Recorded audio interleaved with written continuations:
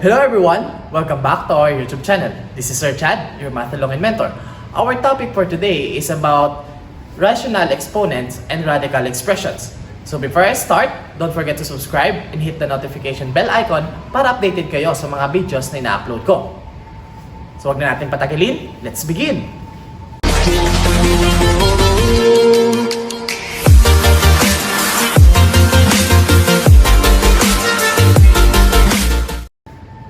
Okay, tulad ng sinabi ko kanina, ang ating topic today is about rational exponents and radical expressions.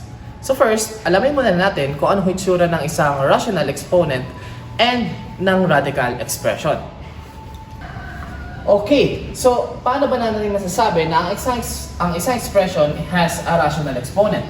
So rational exponent can be expressed as a raised to m over n, where m and n are both integers. So as you can see here, m over n is a fraction or a ratio. Therefore, this expression has rational exponent. So for example, we have 5 raised to 1/2. This is a rational exponent since meron tayong 1/2 as a exponent, which is a fraction or a ratio. Another example is x raised to 2/3. So 2/3 is a ratio and it is an exponent. So therefore, it is a rational exponent. Napakasimple at napakadali lang tandaan. Okay, ano naman kapag sinabing radical expression? Radical expression is a mathematical expression which can be expressed as nth root of a raised to m, or simply nth root of a. So ano ibig sabihin? So for example, magbibigay tayo. So cube root of 4. So this is a radical expression since meron tayong radical sign. Another one, so square root of 5. This is also a radical expression. Another one, fourth root of xy. So meron tayong radical symbol, which is this one. So therefore, all of the mathematical expression are all radical expression. Kaya lang siya tinawag na radical kasi nga meron tayong radical sign. Naintindihan? Very good. Good job! Okay guys, as you can know, ang isang rational exponent can be also expressed into a radical expression. So, ano ba ibig kong sabihin? So, katulad ng binigay natin kanina, a raised to m over n can be expressed as nth root of a raised to m. Kung makikita nyo, yung n is the index of the radical sign and m is the exponent of the base, which is a. So for example, para mas madali maintindihan, 5 raised to 1/3. Kung gagawin natin siya dito, ibig sabihin, ang mangyayari dito, yung n natin is 3. So 3, then radical sign, and then 5 raised to 1. Or simply, cube root of 5. Meron tayong rational exponent, and convert natin siya into a radical expression. Another example is x raised to 1/2.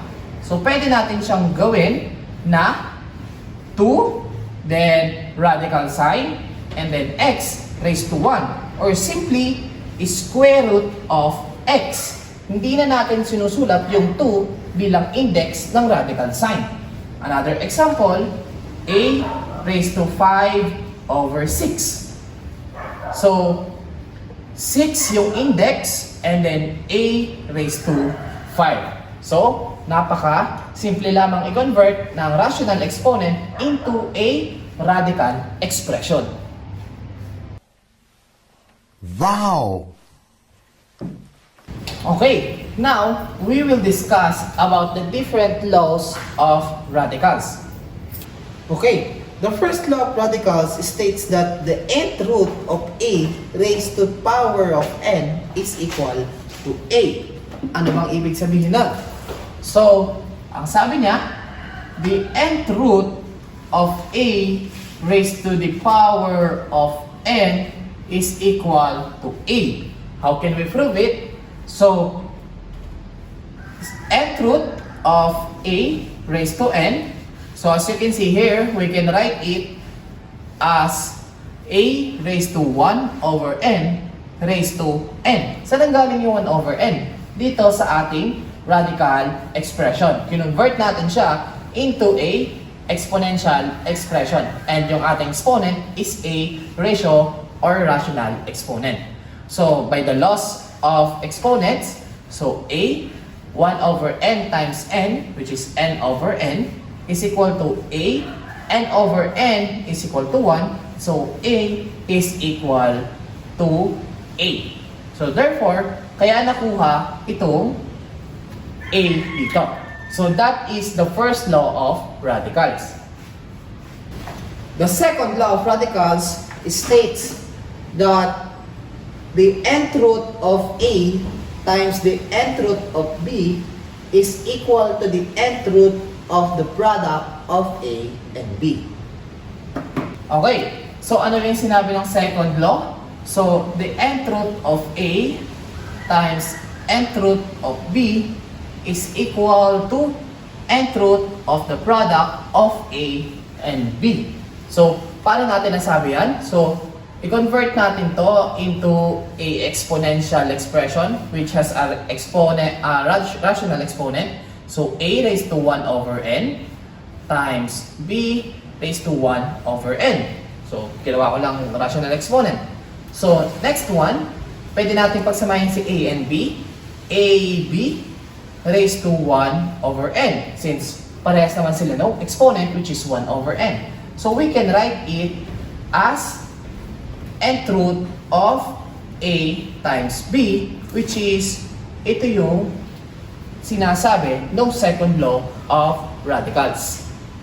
Okay, so the third law of radicals states that the nth root of a divided by the nth root of b is equal to the nth root of the quotient of a and b.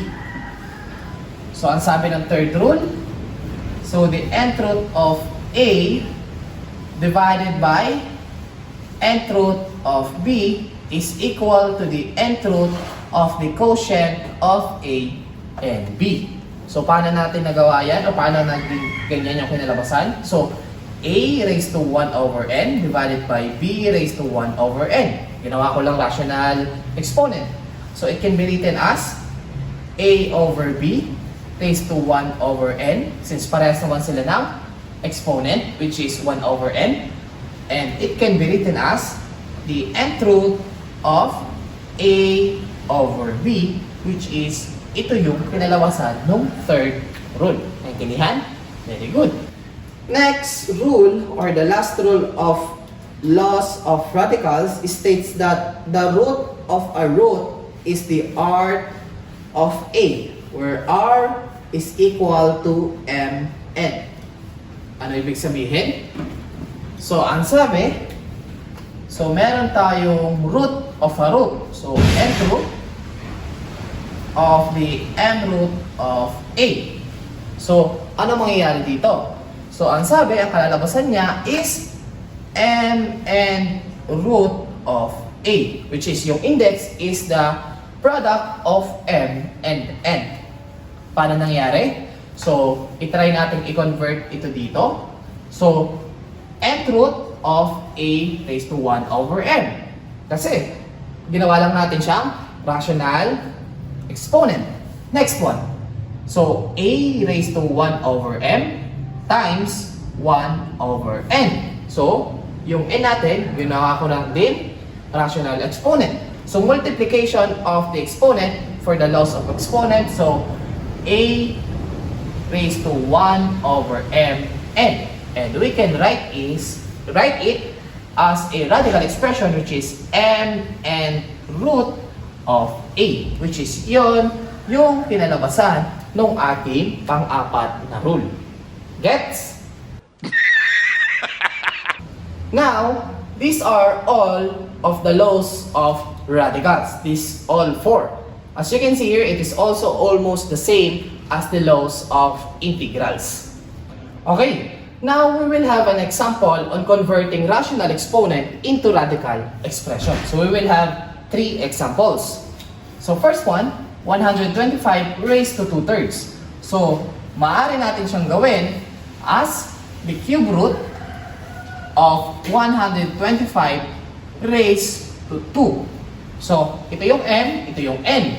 So yung n is yung index ng radical sign, and then yung m will be the exponent of our base. Or pwedeng ito na yung final na sagot, or you can write it as cube root of 125 raised to 2. These two answers are the same, so either one is correct. Next one, 5y raised to 1/2. So kung makikita nyo, meron ba tayong parenthesis? So wala. So alin lang yung naka-raise sa 1/2? 5y ba or y lang? Correct. Si y lang. Therefore, maaari natin siyang isulat as 5 square root of y. So sinabi natin, yung 2, hindi na natin sinusulat. So 5 square root of y. Therefore, this will be our final answer. This will be the radical expression equivalent to this rational exponent. Next one. So, AB raised to 3/4. We can write it as 4th root of AB raised to 3, or 4th root of AB raised to 3, or pwede natin siyang isulat as 4th root of A cube B cube. So, kung makikita nyo, dinistribute ko lang yung 3 as an exponent of A and B. Kahit alin dyan sa tatlong yan ang sagot mo, tama lahat yan. Naintindihan? Very good. Another one. Okay, now we will try to convert radical expression into exponential expression. So ang exponent naman natin is, of course, all rational exponents, since that is our topic. So first example is the cube root of x raised to 5. So ang magiging sagot natin dyan will be x raised to 5 over index ng radical sign, which is 3. So the final answer will be x raised to 5 over 3. So, napakasimple lang. Next one. So, the 4th root of 3a. So, maaaring gawin natin dyan, 3a raised to 1 over index natin, which is 4. Pwede ito na yung final na sagot. Or kung gusto mo, i-distribute natin yung 1 over 4 na exponent, magiging 3 raised to 1 over 4, a raised to 1 over 4. So, alin man dyan sa dalawang yan ang sagot mo, ibig sabihin, may tama ka.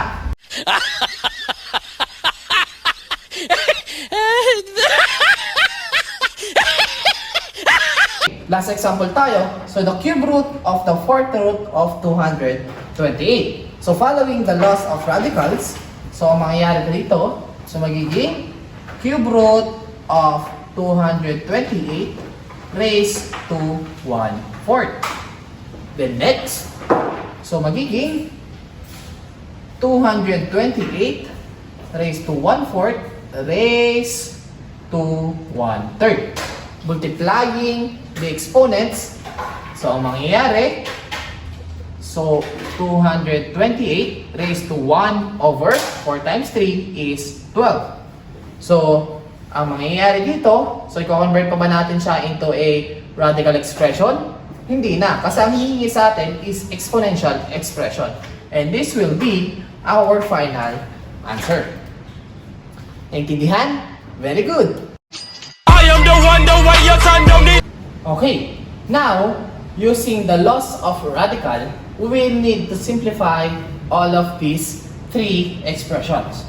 First example is a raised to 4 raised to 3 over 2. As you can see here, it has a power raised to a power. So what will we need to do with exponents? So we will be multiplying it. So 4 times 3 over 2. So equal siya sa a raised to 4 times 3 is 12 over 2, and 12 over 2 is simply 6. Therefore, our final answer is a raised to 6. Next example. So, 5x raised to 1/2 times x raised to 3 over 2. So, as you can see here, we have the same bases with different exponents. And anong gagawin natin sa exponent? So, pagpaplasin natin siya, magiging 5x raised to 1/2 plus 3 over 2. So, 1/2 plus 3 over 2 is 5x raised to 4 over 2. And 4 over 2 is tama. It is simply 2. And this will be our final answer. Next example is a cube b raised to 4 raised to 1 over 12. So, mangyayari dito, magiging a cube times 1 over 12 times b raised to 4 times 1 over 12. So, multiplying the exponents, so mangyayari dito, a raised to 3 over 12 times b raised to 4 over 12. Simplifying both of the ratios, so mangyayari, a raised to 1 over 4 times b raised to 1 over 3. So this will be the exponential expression, and if we will be converting it into radical expression, so mangyayari, 4th root of a times the cube root of b. So this will be our final answer. Naintindihan? Very good. Okay, next example, simplify natin ang exponential expression na given. M raised to 1/2 n raised to 2/3 divided by m raised to 2 over 5 times n raised to 3 over 4, which is raised to the power of 6. So first, we need to simplify all of the expression inside the parentheses.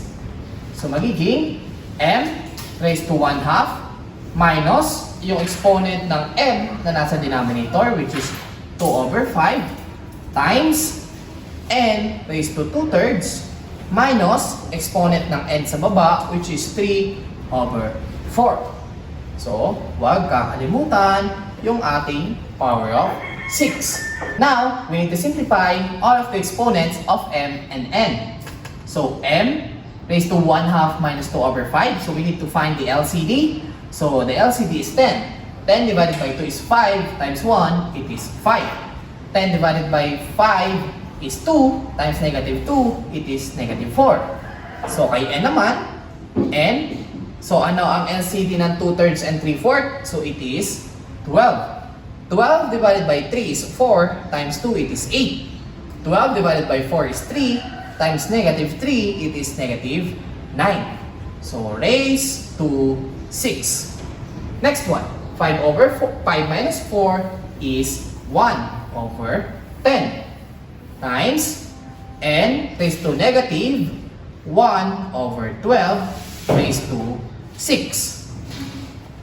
So, kapag negative ang exponent, ano nga gagawin? So, pag negative ang exponent, dadalhin natin yung expression sa denominator. Ano mangyayari ngayon?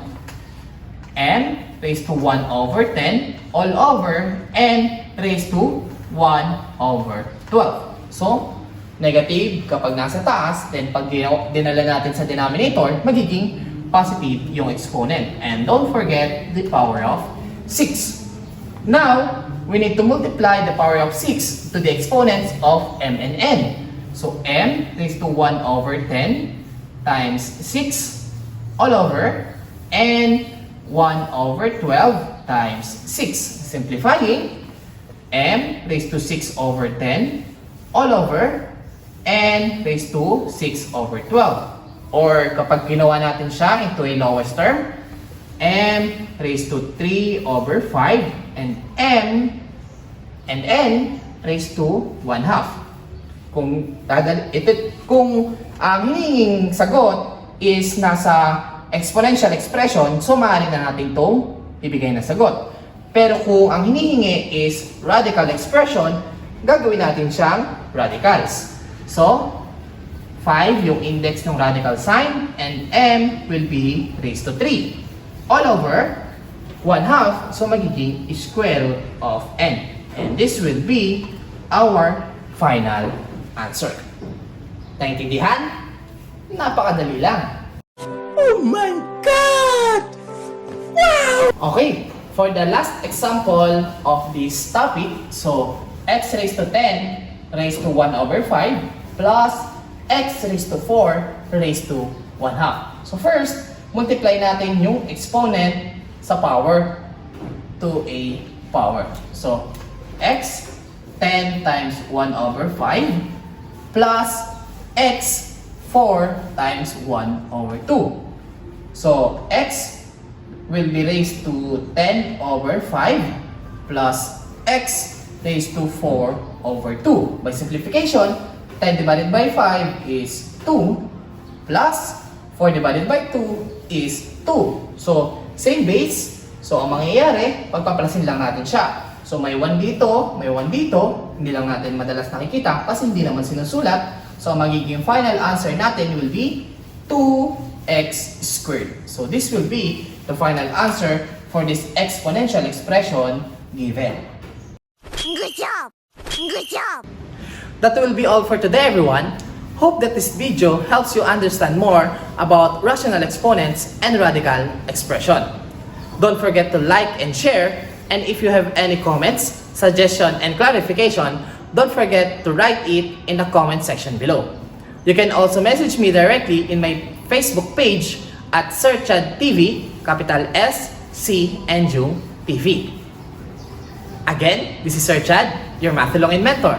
Hope to see you in my next video. Thank you and goodbye.